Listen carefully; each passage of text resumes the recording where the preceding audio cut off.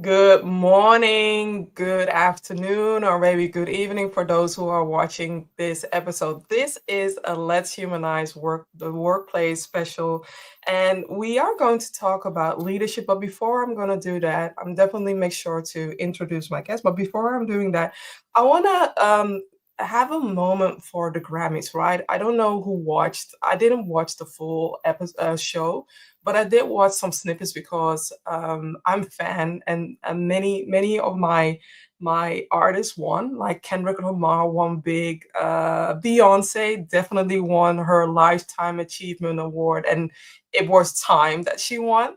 And also, I want to take a moment for Alicia Keys because she won the Dr. Dre Award. I think it's some kind of a lifetime award for being a producer or for being an artist, and she made sure to put DEI on the map and how she was highlighting all the different voices that are needed to make us whole, but also what can we learn from that. So keep an eye on the afternoon. I'll definitely share a post and a snippet of what she shared about that.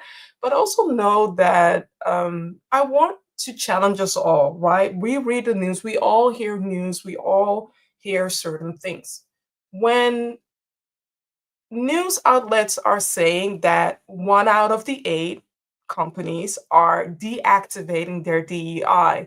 It has a way to trigger, a way to consume the information because it's very negative, right? But I also want us to challenge ourselves. Is the news real? And is it real? What is the other side of the equation, right? Because the outlet could have also highlighted seven out of the eight companies is still keeping their DEI alive, right? And then again, also listen back to what the Davos leader mentioned when leaders mentioned when it comes to diversity, equity, and inclusion. Costco is still keeping strong with DEI. Apple is still keeping DEI active. Goldman Sachs is also keeping DEI active. I'm not sponsored by them, by the way. I'm just mentioning, a couple of names. But know that seven out of the eight companies is still keeping DEI active. Why? Because at the end of the day, they get a better revenue. They win, and their culture is better, right? So keep that in mind and challenge your critical thinking. But today, I'm going to address today's topic because today's topic is about leading with purpose in dynamic workplaces. And I'm not here alone, as you can see, right? I have here Simon Fagg, who facilitates purposeful leadership, and he's also the host of After Dinner Leadership. I've been a guest speaker on his podcast, so definitely listen to that episode, and also keep an eye on his podcast because he has numerous guest speakers, numerous topics as well for you to train your leadership muscles. And Simon has been coaching leaders across the world from Santiago to Sydney for over 25 years. And Simon continues to learn about communication from his wife, from his kids, and his granddaughters as well. So thank you, Simon, for being here. It's my pleasure, Vivian. It's lovely to be with you again. Thank you. Thank you. Thank you. So let me start with the first question. Why do we need to humanize the workplace? Yeah, thank you. I love contrasts in language. So where I go with a Mm-hmm. question like this is what's the opposite almost? What does it mean Mm, not to that's a good humanize? one. So I'm Yeah. thinking Yeah. things like industrialize or mechanize the workplace might be the opposite of humanizing it. And so three words come to mind around humanizing the workplace. I think the first one is sensitivity, and yeah, just a greater sensitivity to others and their circumstances and what they bring in terms of strengths and Mm-hmm. skills. Vision. So I think that's something about humanizing the workplace, is giving people hope about what the future holds. Yes, definitely. And the last one is around trust. So I'm also thinking, like, Ooh. what do machines not need? Mm-hmm. They don't need vision necessarily. They don't need trust. They don't need Yeah. sensitivity, or that, they do different things. But humans, I feel, need those three things: sensitivity, vision, and trust. So, feeling trusted and offering trust to others, being trustworthy. Those are kind of some things that come to mind around that You're topic. bringing up a valid point regarding to trust because at the moment right now, I feel like the currency of trust is lost in translation. And I'm not only referring to what's happening in the US, even though that's the main thing, though. There is this trust thing going on where, let's say that the companies who are demanding their employees to come back to work and not work remotely anymore. What's your take on that?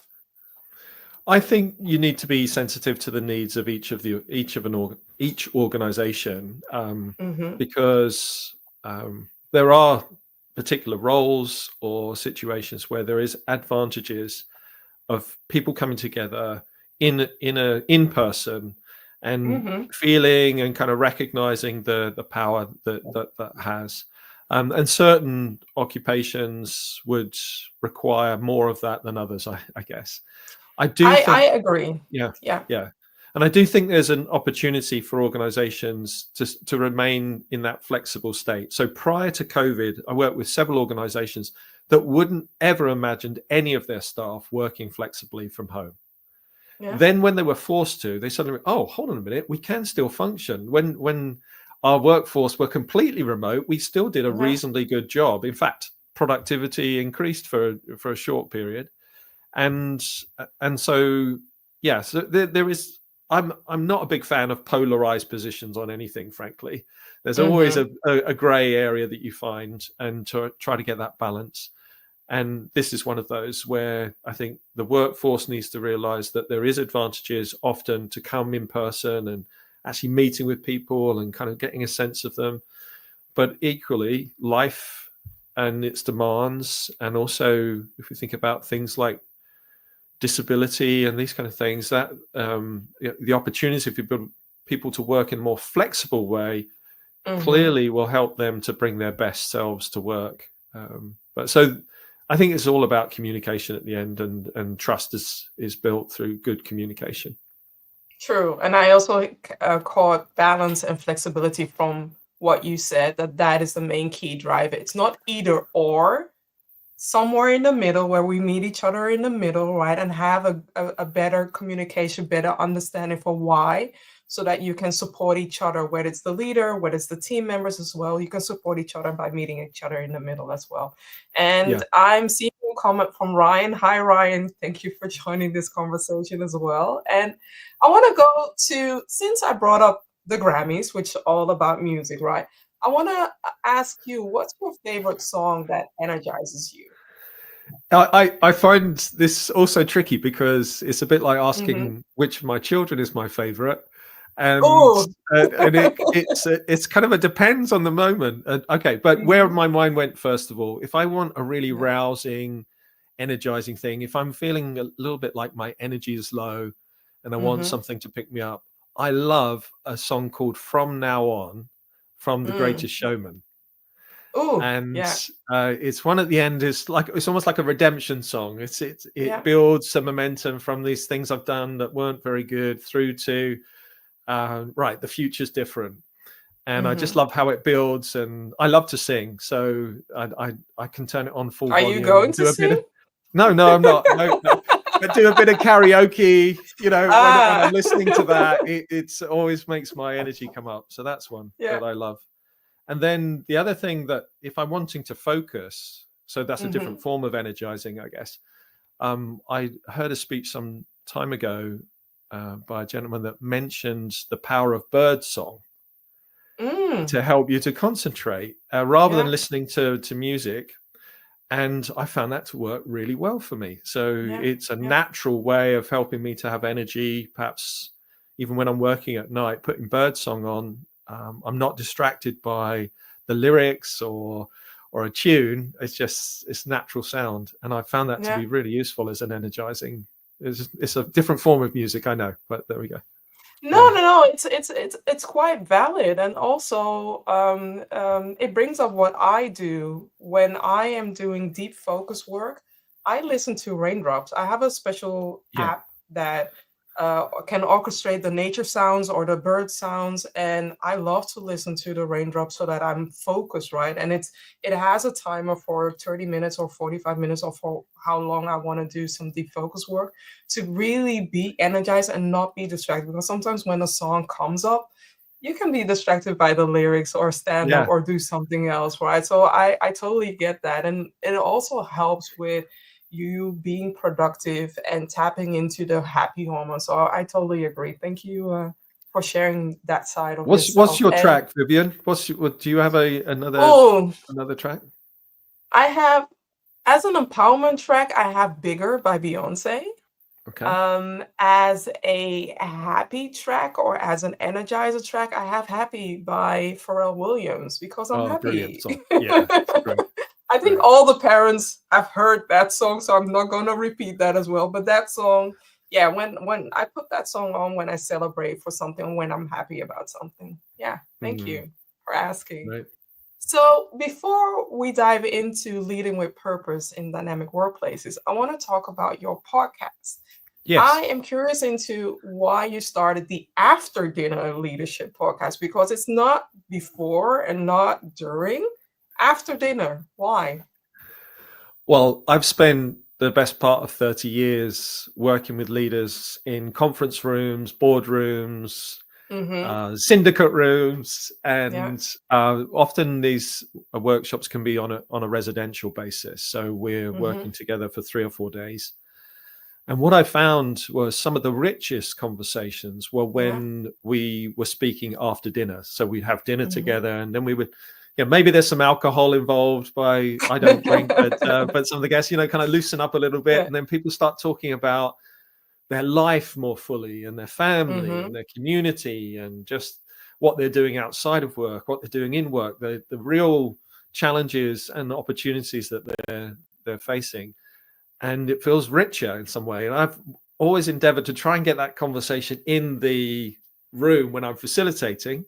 But I Mm-hmm. thought, as a podcast, if I could have that same sense that we've had dinner and we're relaxed and we're not taking ourselves too seriously, but we're Yeah. talking about really meaningful things. That was my intention with the After Dinner Leadership podcast. And the title was like, we're Mm-hmm. going to talk about leadership, but it's as if we're just relaxing after dinner. Mm-hmm. When I noticed the title, I immediately understood the assignment, but also immediately understood that in those occasions, after the end of the workday, we connect with people on a human to human level, right? We take Yeah. off the professional mask and we turn on the personal mask and we connect with that. So when I saw that title, I immediately understood that this is another way of connecting with people. And also, when you mention food or dinner or something else in your title, I mean, who doesn't love dinner? Who doesn't like to have those after dinner conversations? Because oftentimes that's the most heartwarming or the best conversations can happen. So I immediately understood it. And I wanted the audience also to understand where you're coming from. But Yeah. we are talking about leading with purpose. And it's the title is dynamic, but I can also refer to VUCA environments at the moment right now, right? And Absolutely. first of all, how do you define purposeful leadership? And what inspired your interest with this approach? Yeah. So you can see there's a bit of a play on words here again. Mm-hmm. So again, if I look at that contrast point, so what I find that many leaders can be purpose empty Mm, and rather than purposeful. And yeah. so I really want to ensure that my mission when working with leaders is help them to be full of purpose. And Mm-hmm. what I mean by that is that they have a real sense of clarity about who they are as a leader, first of all. So this self-leadership, what are my values? Am I living to those values? Where am I trying to take myself to? Am I aware of the strengths that I've got that I'm bringing to any role? Whether it's a leader with a capital L or leader with a small l, what strengths am I bringing? Do I really know what those are? And also, am I aware of the limitations that I have and where I need people's support and their strengths to help complement mine? That there's something there first, so around the purpose, and then that cascades into, have I got clarity around why my team exists? What's Yeah. our true sense of what we exist for? And not just to get paid or to move a widget from A to B, but what's our reason for being? And can I, as a leader, help my team to really connect with that purpose so that we are all working together on that common purpose to achieve that. Mm-hmm. And Yeah. that's the origins of purposeful leadership, is that a Yeah. leader has real clarity around their purpose, and they are able to then inspire their team on a journey, if you like, that's going to take them to a more productive and effective workforce. And energy is contagious, whether it's bad energy or good energy. Energy is Yes. contagious. So I love the fact that you started with what if you lead with being purpose empty, right? Instead of being purpose empty, we want leaders to be purposeful so that they can be like the Olympic flame, where they touch different flames in different countries at the same time and amplify the purpose that they want, driven as a common goal. So I do really appreciate that you mentioned that. But then also you wanted to address quiet leadership. Can you talk about what is quiet leadership so that I can also ask you the follow-up question? Yeah, for sure. So actually, maybe there's a piece that I haven't mentioned on the purposeful that's important. There's Mm-hmm. something about being moored in, how can I best put it, ethical or moral, Mm-hmm. moral mornings and moorings. Mm-hmm. Sorry, what I'm these timeless virtues why am I saying that? Because I think some of the behaviors that I see on the political landscape Oh. sometimes has me concerned that that person maybe Sometimes. someone they could say has a lot of purpose, Yeah. you know who they are, but I think are devoid of necessarily being connected with what other Mm. people feel and think, and Yeah. trying to create unity Mm-hmm. is something that I think a leader can do really well, and can also um, do it poorly. Yeah. So anyway, coming back to the quiet leadership, what do I mean by that? Then I'm really contrasting the quiet leader with what you might call the more charismatic leader. Mm-hmm. And the I really want to emphasize there's nothing wrong with charismatic leadership. And both quiet leadership and charismatic leader have got pros and cons. Mm-hmm. What I want to talk about quiet leadership is, I find I speak to a lot of leaders on a coaching basis who are saying, in fact, I had a situation last week, someone saying, like, do I really have to shout and scream about the good work that Mm. I'm doing and these type of Yeah. things, and in order to get ahead? And do I really have to act in an aggressive way in order to climb the corporate ladder? Mm-hmm. And ultimately they've got to choose, the situation that they're in, whether they want to, make those changes to their style. But I want to applaud and perhaps elevate the importance of a more subtle leadership approach that may not Mm-hmm. immediately, like in the short term, be achieving a result, but I see them build momentum and influence over long term, and they get Mm-hmm. stuff done, but just in a very different way. It's not as dramatic, it's not as loud, it's not as immediate sometimes, but they're investing in relationships and making sure that they're asking questions, and they're finding out what other people think, and they're trying to build that strength from understanding what's really going on, rather than just dictating a message down the line and expecting people to comply. They're building commitment over time. Yeah. And that's the bits of quiet leadership that I want to encourage. And I think even those with a more charismatic slant can use elements of that quiet leadership to strengthen their leadership impact in a Mm-hmm. business.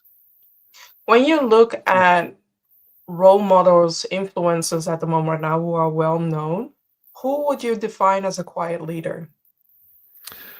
Um, Interesting. So I've got a bit of a counterculture view in some respects, Mm-hmm. because I think some of the people that we see in the public eye, I can't make a comment on enough, Mm-hmm. because I don't know them. I don't know. I've never worked for them. I mean, you've got a public persona.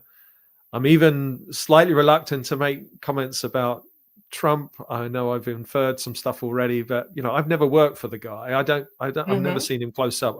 We've got this social media image. It was caricature almost. Mm-hmm. So what I've seen in practice is people that I've worked with in teams and that I've coached and I've seen work in business, and very few of those have got a social media presence, but they run and they're CEOs of businesses that are very successful, and they're team leaders and they're regional leaders. And these are the people that I've seen in practice and have seen the impact that they've had on their teams. And so calling out, so classically, if I go back a few years, I think of Mm-hmm. Nelson Mandela as somebody, as a Mm-hmm. quiet leader. Yeah, so I can call him out. And having read his biographies and kind of understanding some more, I think he was a really good example of someone that moved to quiet leadership. Actually, I don't think he started there. I think he moved to quiet leadership, and the impact that he had beyond himself and beyond South Africa was immense. Mm-hmm. And so I'll call him out as a world leader. I don't know that there's one that I would put up there at the moment that I would absolutely be able to say, but I can think of several business leaders that I work with who absolutely are quiet leaders and are achieving amazing things in their organizations. I was working with one last week with his team and across EMEA, and just, he's not dominating, he's clear, he's listening, he's trying to build the strength in the team, building capability within the team, building trust within the team, that are delivering and outperforming the market. And so you're already answering the question that I wanted to answer, okay, I wanted to sorry. ask. But the qualities of a quiet leader, what are the qualities that make them effective, right? You mentioned active listening, you mentioned building, you mentioned also not really having a presence on social media, where I am going to counteract on that. But Sure. share your answer and I'll share my perspective as well. Yeah, I'm not saying that they don't. Sorry, but how am I going to put this? Okay, so I'll come back to the original question. Then I'll love to hear your thoughts on the social media bit. So so I think the word I haven't used yet is humility. So and again, it's a word that can be often misunderstood. In fact, I dug out a quote that I really like from a book called Leadership Egonomics. Humility is the intelligent self-respect that keeps us from thinking too much or too little of ourselves. It reminds us how far we have come, while at the same time helping us see how far short we are of what we can be. And that's the type of humility I love. If this self-confident without being completely devoid of sensitivity to others. It's a balance of service rather than selfish. It's making sure that they are engaging other people in dialogue rather than thinking they're the only ones that are correct. And I've seen that time again build tremendous results, but also great leadership strength as people are listened to. So at the very heart of a quiet leader is that ability to read what other people are thinking and feeling and be able to respond actively to that. They are getting things done, but they're not necessarily making a big noise about it. Yeah. And now there's a con to that, in that they might then need some help with self-promotion and actually getting their message out. But that's the downside of it. But in terms of, I see them doing brilliant work in organizations to very productive, getting things done, but they're just not not making a big noise about it. Yeah, and when it comes to big noise, or when it comes to social media, I do understand where you're coming from. Like, they are not always visible on social media, whereas where I coach people is to amplify your visibility the way you want it, right? So if you are a writer, write. If you are a talker, use speech to text, so that it can help you creating that foundation so that you can write. And also find, with the technology nowadays, use what works for you so that you can still share the good things that you're doing in the pace that you want to share, right? So if you post once per month, which I don't agree with, but okay, if that's your pace, then that's fine. If your pace is once per week, you share a post once per week, that's fine. I believe also as a leader, it's not only your duty or part of your job to inspire only within your team, but also inspire others around you, others outside of your team, so that people are seeing and reading and watching the good work that you're doing, because you never know who you might inspire along the way. So that's the message that I wanted to share to I agree. counteract to what you are sharing, because we live in a digital age where a lot of people are basing things on TikTok. Not that you need to be on TikTok, but there are different ways of you sharing the good work that you're doing. And why not use the different platforms that work for you so that people can see or read something about you? So, doing the excellent work that you're doing. Yeah, and I agree. And again, I don't know this guy, but there's a guy called Lee Chambers that I follow on social media. I do And know him. Yeah, okay, he's a so great guy. Yeah. okay, but he appears, again, this is where I don't want Mm-hmm. to make a judgment. He seems to be a Yeah, quiet leader from my he perspective, but is. I He don't is. know whether he is for sure because I've never Yeah. worked with the Yeah. guy. Yeah. But that is an example where I've seen him building influence in Yeah, more definitely. quiet ways, I guess. Yeah, definitely. And I agree. I agree. I don't know him personally, but I have been in conversations with him, and I agree that from the first perspective, from the first look, I see a lot of elements that you are mentioning here regarding the qualities of a quiet leader. So, um, I want to go back to your podcast and ask you, what was one of the most surprising insights about leadership you heard from a guest regarding listening?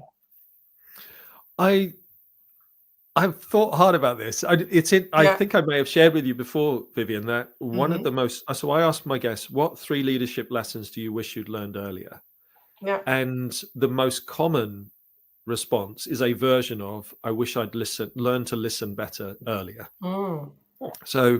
that's the. I wasn't expecting that. So that was surprising in itself. That it's the most Mhm. frequent of responses that I get. Now, what's the one the most surprising? It's actually, I'm going to take one that's fresh. I did an interview last week Okay. with a guy called Spencer Holt. The episode will be out in a few weeks' time. And again, you could probably tell I love wordplay. So he talked Mhm. about soulful curiosity, and I hadn't heard that phrase before. Mm.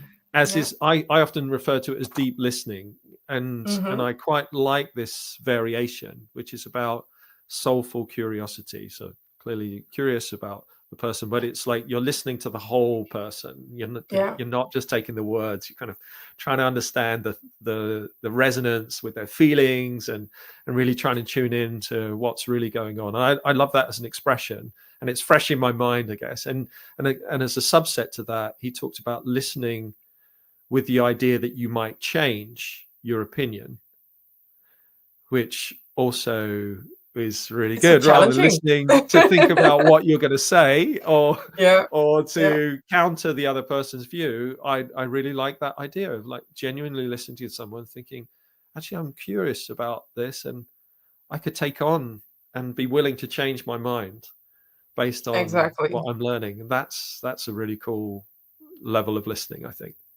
Yeah. And also what I wanted to add regarding that, because oftentimes when people are in a conversation, right, there is this expectation of immediately responding to what somebody shared. But if that person has shared something new or something very huge that you need to talk about, then, or need to think about, or need to let it marinate, you can also say that to the person, like, what you shared, I appreciate it.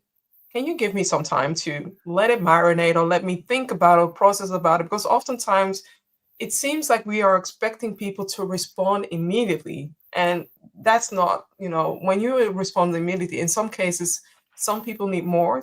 Some people need more time to think about it and to really counteract the pros and the cons, but also think, what does it mean for me? And come back with valid questions. So I would like to give you all the permission to give that to the person. So when you are in a conversation and you need more time to process it, respond to that person and ask them, can I have some more time to think about it instead of responding immediately. Unless there is a deadline, then I can understand. But still, even within a deadline, there's still some time left to respond and react.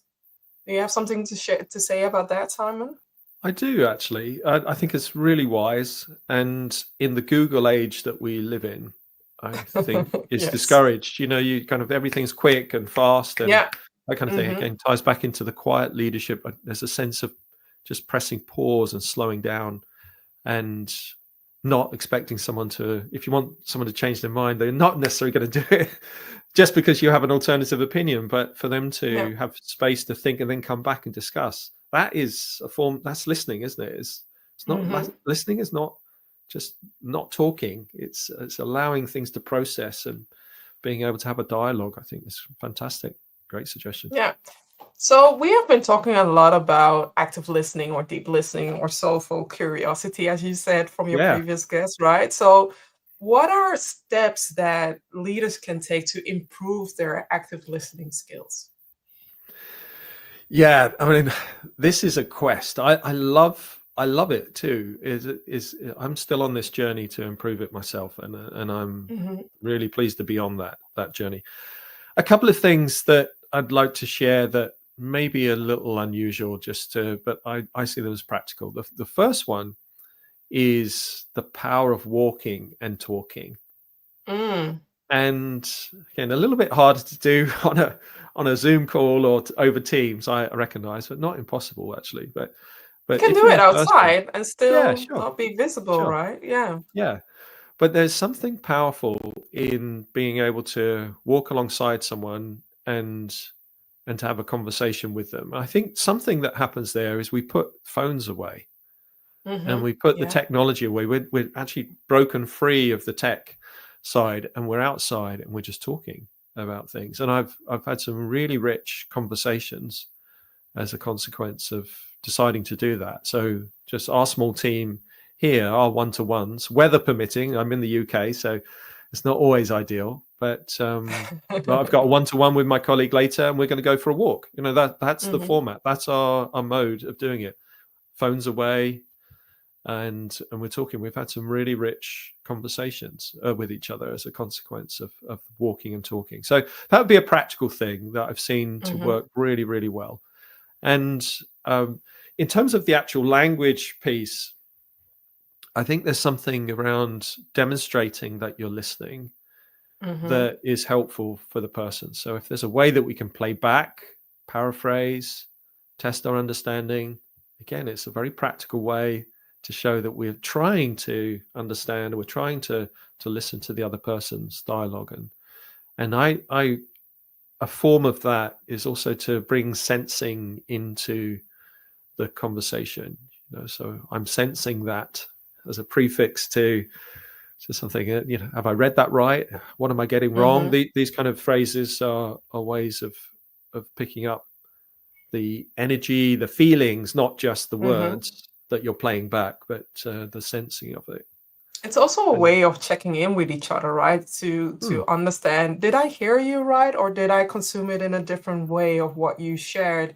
And also making sure that you let the other person know that I'm really listening to you, right? And also yes, one of the things, and I don't know if it's the same for you, but doing these live streams or being a podcast guest speaker or speaking, with other people, it has forced me to listen to what you say, but also to really listen and make sure that is that what you shared, is that aligned with what I said, or can I counteract it, or can I support it, so that I'm activating my listening skills. So for those of you leaders who love to get their thoughts known out there, why not, join a podcast, or maybe sign up for me, or for Simon's podcast as well. You never know when you might be a guest speaker, but also you never know who you might inspire to listen actively to you. Definitely podcasting, listening to podcasting, but also being a guest and hosting this show has helped me to train my active listening skills as well. I agree. I see a comment from a guest as well. So, Tanya, thank you for joining this session, and know that you can watch the replay whenever you want. So I hope that next time you'll be there, but make sure that you watch it. And I'm curious to hear from you what you found from the rest of the conversation. And coming back to not my final question, my almost final question. Do you believe that quiet leaders face unique challenges when it comes to being recognized or valued in traditional workplaces, and why? Yeah, I think we may have touched on this a little bit already, but I Mhm, do agree. There are some challenges associated with it, and there are systems and structures, legacy systems and structures that maybe reward and encourage somebody that's more obviously visible and vocal, and if I can call it self-promoting. mhm, So I do think that, and clearly there's an opportunity for people that perhaps are more introverted or quiet to develop skills that help them to communicate clearly the successes that they're having, and not just accepting that that's my job. Again, it comes up in coaching quite a lot as well. Well, people yeah, should recognize what I do. People should just observe it. Well, exactly. it's like the system you're currently working in your organization. That is not how it works. So you're going to need Mhm, to be able to speak up and to not just think that everybody's going to notice these good things. yeah, But that's particularly true when someone is more junior in the organization. So I do see leadership with a small L is a really important thing. I may not have a leadership role, a management position, but I can still lead in the team and get have an impact, have influence, initiate actions, even if I'm not the manager. I mean, that's a really big part of me. So I think starting that early can really be useful for when you then have a management position to still make sure that you are speaking up about the impact that you're having, and you're very aware that your influence is being felt beyond your role. mhm. Um, I'm not sure if I'm answering your question well enough there, No, you Vivian. you What else are. do you You think? are Yeah. answering my question within the challenges, because the challenges that quiet leaders may face is the fact that they may seem invisible for promotion, for other track paths. There are ways to make yourself visible, to make yourself known, and you also address being introvert. Right? Many people assume, based upon my picture or my hair or the way that I seem outgoing, but after this call, I'm activating my introvert status. So I'm mostly Mm. predominantly introvert, but I found ways, techniques to activate my ambivert self so that I can make my voice known. I can talk to other people who are like-minded and have these conversations. So there are tools, techniques to get yourself out there. And introverts have extroverts, introverts, ambiverts. They all have unique strengths and unique powers. It's just a way of finding what's yours and utilizing that to find your place in the workplace or within the organization to help make yourself known and make yourself visible as well. So there are ways, and I can definitely recognize with the things that you shared with the challenges. Vivian, I guess as a build on that, the Mhm. thing that I often will share, I heard a comment some time ago about dials, not switches. And for someone that Mm. is a quiet leader to be able to recognize it's not about switching on Yeah. um, this aggressive version of yourself, but can you Yeah. dial up your skills by just a couple of notches? It can make it, that's enough for people to hear Mhm. your voice or to take the point in the meeting. So it's not Mhm. necessarily having to become a completely different person, but it's about dialing up and dialing down in certain situations. And I found that imagery to be really helpful for me personally, but also for those that I work with, to bring themselves to work, be Mhm. themselves, but be a slightly amplified version of it in certain contexts. For example, like a performance review, they might Yeah. just need to just turn the dial a couple of notches so that they really are able to communicate clearly the impact that they're having in the role, and their manager hears that.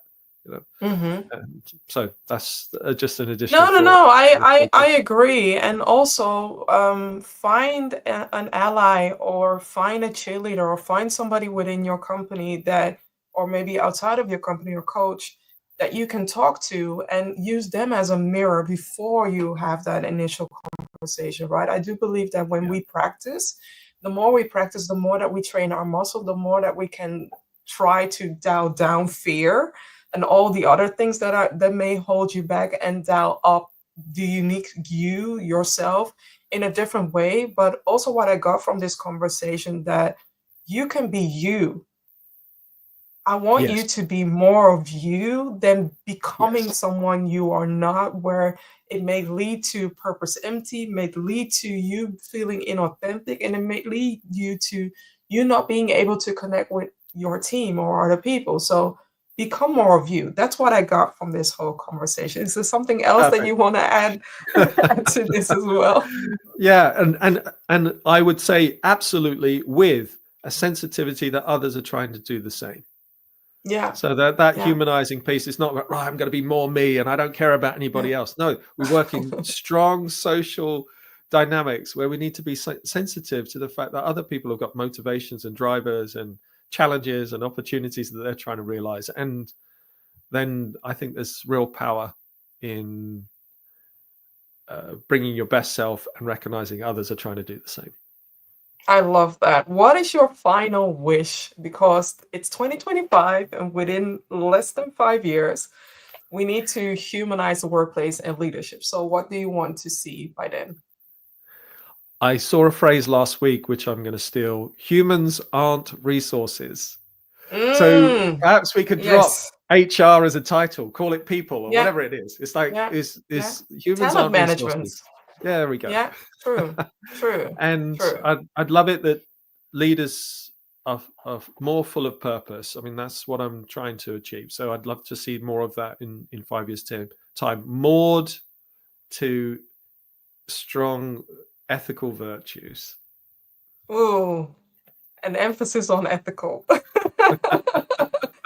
Thank you, Simon, for this conversation. It has definitely been purposeful for me and also enriching for me. And for those of you who want to connect with Simon, find him on LinkedIn or listen to his after dinner leadership podcast to learn more about him and about what the topics he's addressing, because it's really a good conversation. And looking forward to what's next for the future. So thank you, Simon. It's been my pleasure being with you again, Vivian. Thank you. Yeah. Thank you. Until next time. Bye, everybody.